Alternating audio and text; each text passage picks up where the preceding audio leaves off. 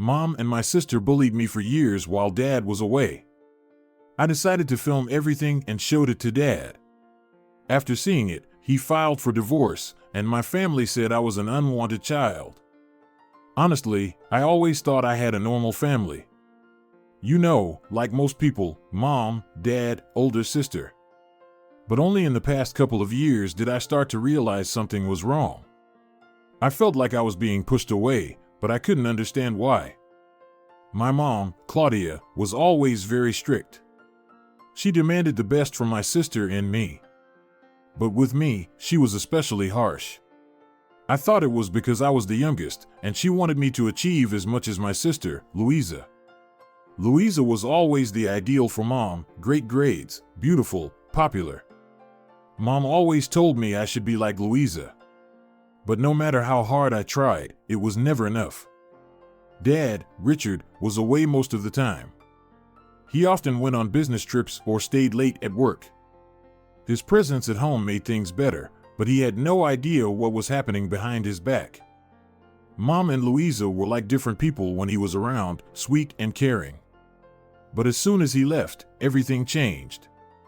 I always felt out of place in this house, like I didn't belong. Sometimes I thought that if I disappeared, no one would notice until Dad came home. These thoughts began to pile up over time.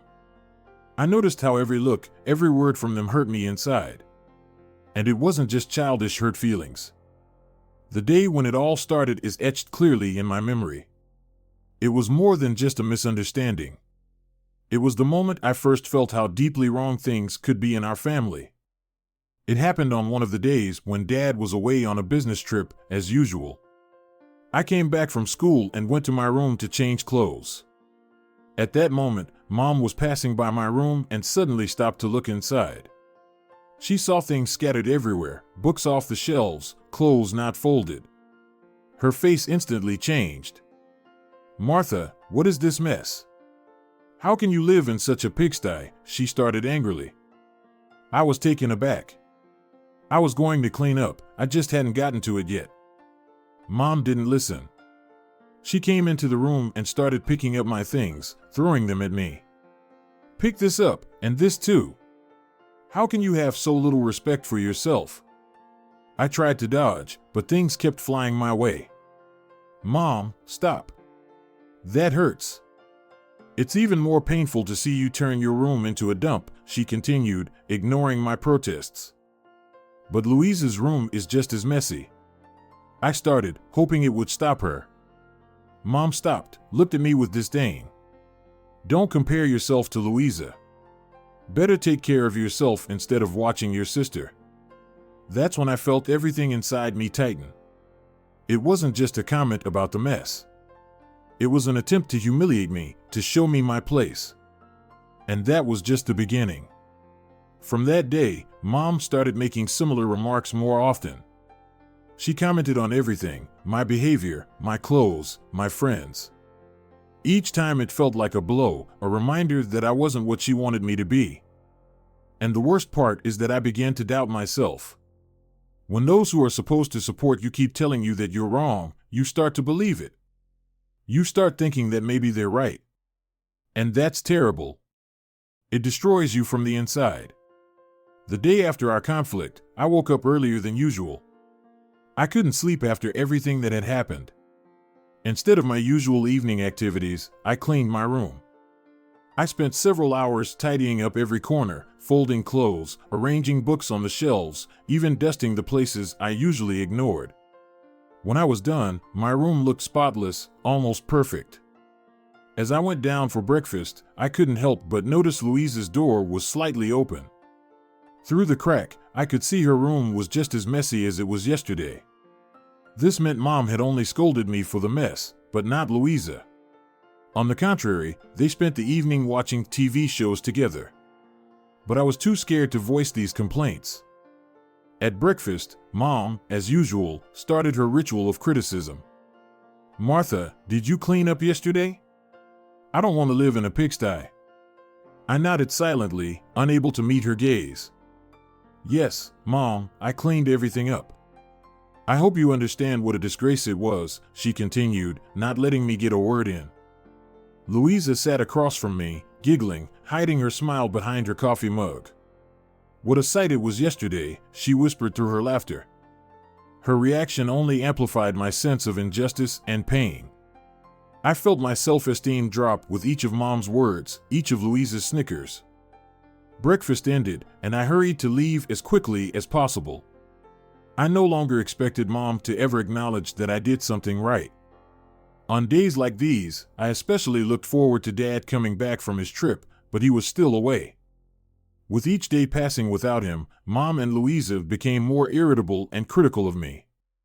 It felt like without Dad, there was no barrier between me and their cutting remarks. A week passed after the incident with the mess in my room. In the evening, Mom and Louisa were, as usual, watching their favorite show.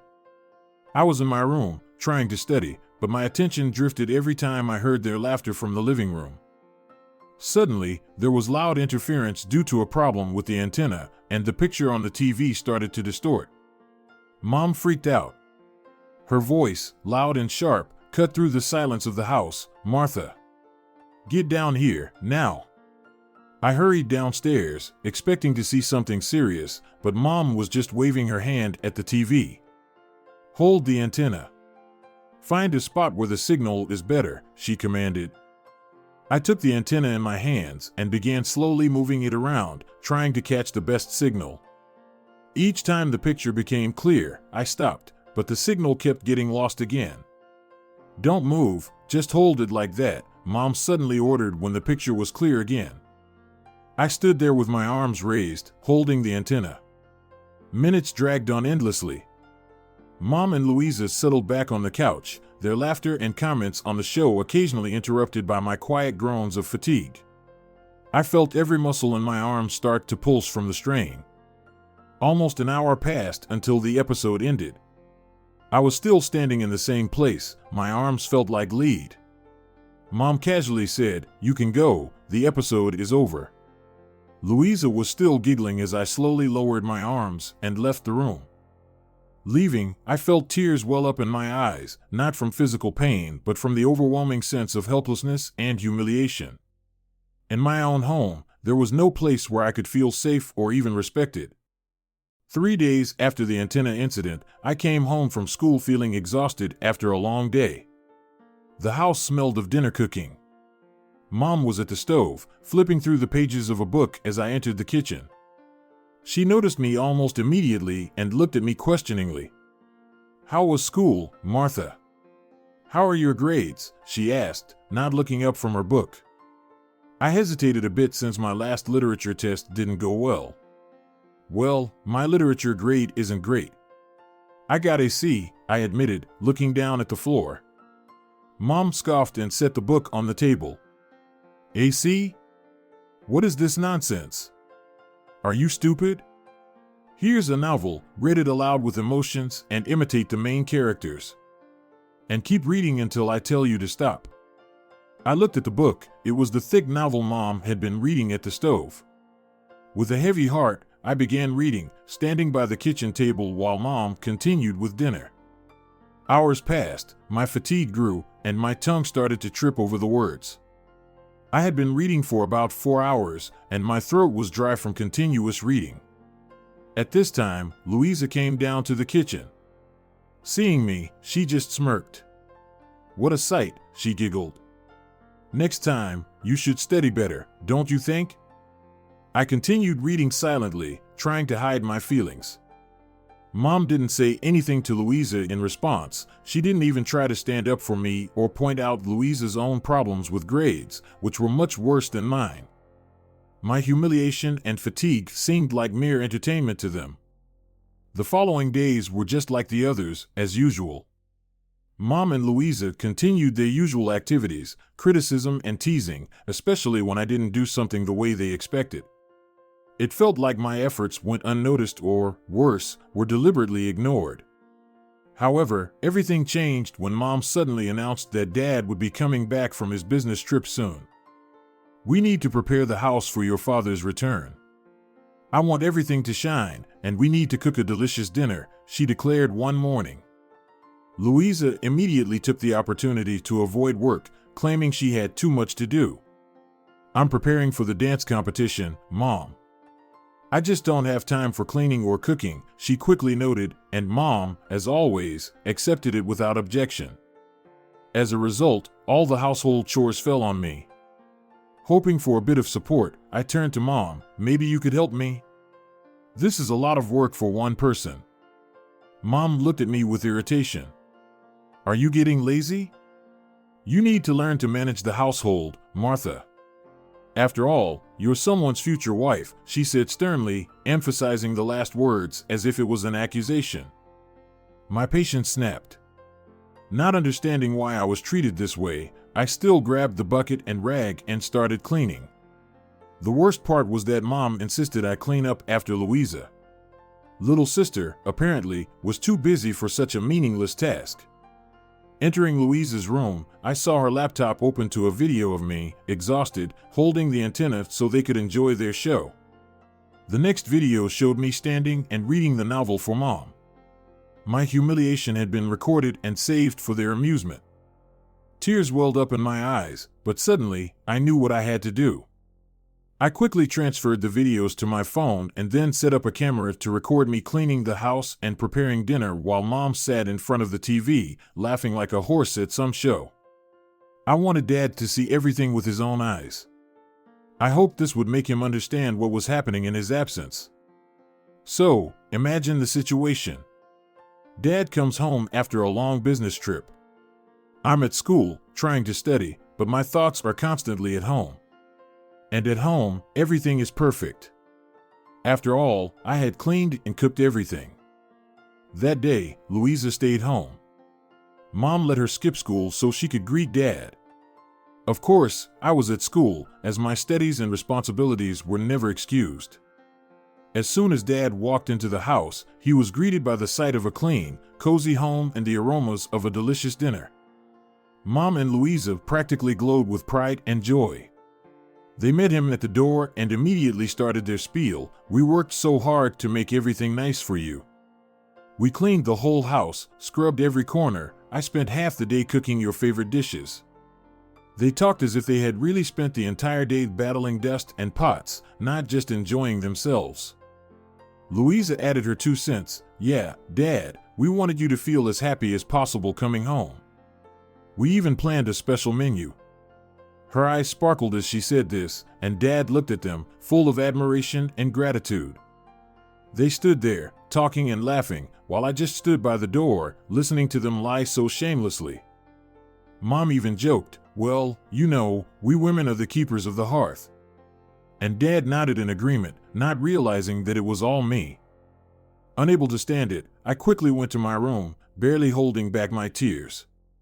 As I climbed the stairs, I heard Mom complaining to Dad about what a terrible daughter I had become. That I was no help, unlike Louisa, blah blah blah. But apparently, Dad thought differently, and within 5 minutes, he was in my room. Martha, are you okay? He asked, sitting down next to me. I slowly lifted my head and met his gaze. Dad, I need to show you something. It's important, I said, pulling out my phone. Dad tensed, noticing the seriousness in my tone. I played the video that my sister had recorded. His face showed complete bewilderment. I was standing in the kitchen, reading the novel aloud, while Louisa's giggles could be heard in the background. He watched in silence as I switched to another video, where I was holding the antenna next to the TV while Mom and Louisa sat on the couch, laughing. Martha, what is this? Is this why you're upset? Do you want me to talk to Louisa and Mom so they don't ask for your help anymore? Dad, don't you get it? They were mocking me. I stood there with that antenna for almost an hour while they watched their stupid show. And that novel. I read it to her for nearly 4 hours. She wouldn't even let me sit down. Martha, I'm sure this can't be true. They love you, they would never act like this. Maybe you're just upset with Mom and Louisa for. Dad, you don't believe me? Let me show you one more video. They told you they cleaned the whole house and cooked the food, right? What if I told you I did all of it alone while they had fun? Louisa said she was preparing for a dance competition, but I know she just went out with her friends. And Mom, she just sat on the couch watching TV. When Dad finished watching the video, he went silent. The quiet lasted for about a minute, though it felt like an eternity to me. "Pack your things," he said softly. "Where are we going, Dad?" I didn't understand. "We're leaving." As I gathered my belongings, I could hear what was happening in the kitchen. I had never heard my father yell before, but that evening the walls shook with his voice. Both Louisa, who had been laughing at me all this time, and my mother, who acted as if I wasn't her daughter but just some stranger, got an earful. When I came downstairs with my suitcases, Louisa and my mother attacked me with accusations, saying I had destroyed the family. "You're a disgrace. It would have been better if you had never been born," my mom screamed. "Shut your mouth, idiot. What are you talking about?" Dad replied for me, and we left for a hotel. On the way, I told Dad about everything that had happened while he was away. He just listened in silence, frowning more and more. 2 months later, we moved to another city. Dad divorced my mom, and I started at a new school. My mom and sisters still hate me, and I don't know what I did to deserve such treatment from them.